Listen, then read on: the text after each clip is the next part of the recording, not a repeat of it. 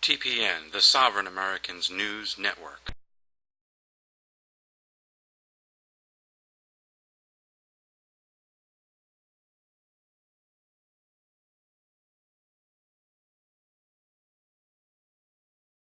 TPN, the Sovereign Americans News Network.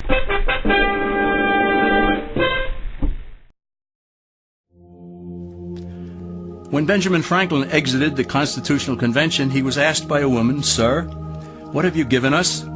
His immediate response was, "A republic, ma'am, if you can keep it." Yet most Americans today have been persuaded that our nation's governmental system is a democracy and not a republic. The difference between these two is essential in understanding Americanism and the American system. Many Americans would be surprised to learn that the word democracy does not appear in the Declaration of Independence or the U.S. Constitution, nor does it appear in any of the constitutions of the 50 states. The founders did everything they could to keep us from having a democracy. James Madison, rightly known as the father of the Constitution, wrote in essay number 10 of the Federalist Papers, "Democracies have ever been spectacles of turbulence and contention, have ever been found incompatible with personal security or the rights of property, and have in general been as short in their lives as they have been violent in their deaths." Alexander Hamilton agreed, and he stated, "We are a republican government. Real liberty is never found in despotism or in the extremes of democracy." Samuel Adams, a signer of the Declaration of Independence, stated, "Democracy never lasts long. It soon wastes, exhausts, and murders itself." The word democracy comes from two Greek words, demos, meaning people, and kratein, meaning to rule. Democracy, therefore, means the rule of the people, majority rule.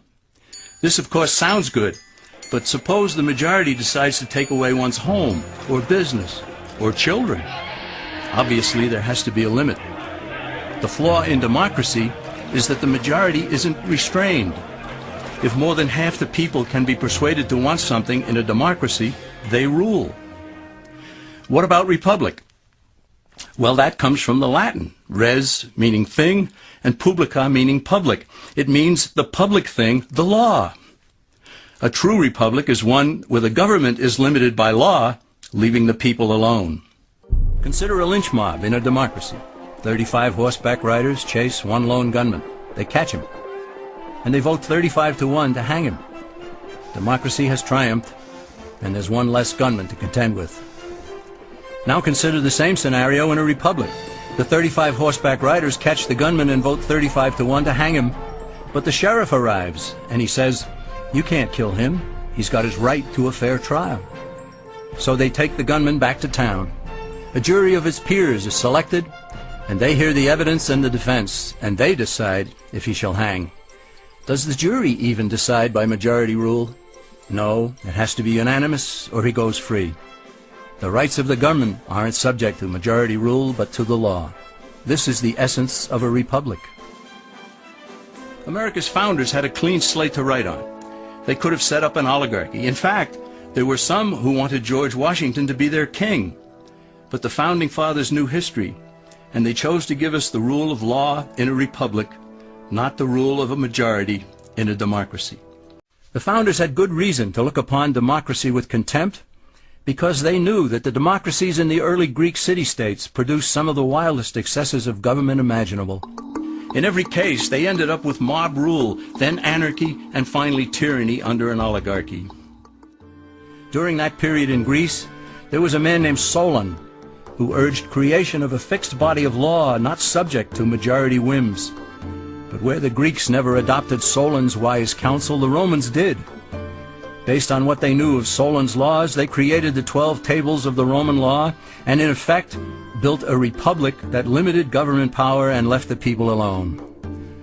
Since government was limited, the people were free to produce, with the understanding that they could keep the fruits of their labor. In time, Rome became wealthy and the envy of the world. To plenty, however, the Roman people forgot what freedom entailed. They forgot that the essence of freedom is the proper limitation of government. When government power grows, people freedom recedes. Once the Romans dropped their guard, Power-seeking politicians began to exceed the powers granted them in the Roman Constitution. Some learned that they could elect politicians who would use government power to take property from some and give it to others. Agriculture subsidies were introduced, followed by housing and welfare programs. Inevitably, taxes rose and controls over the private sector were imposed. Soon, a number of Rome's producers could no longer make ends meet, and they went on the dole. Productivity declined, shortages developed, and mobs began roaming the streets, demanding bread and circuses from the government. Many were induced to trade freedom for security. Just as we have done today with our birth certificates and our Social Security cards. Eventually, the whole system came crashing down. They went from a republic to a democracy and ended up with an oligarchy under a progression of the Caesars.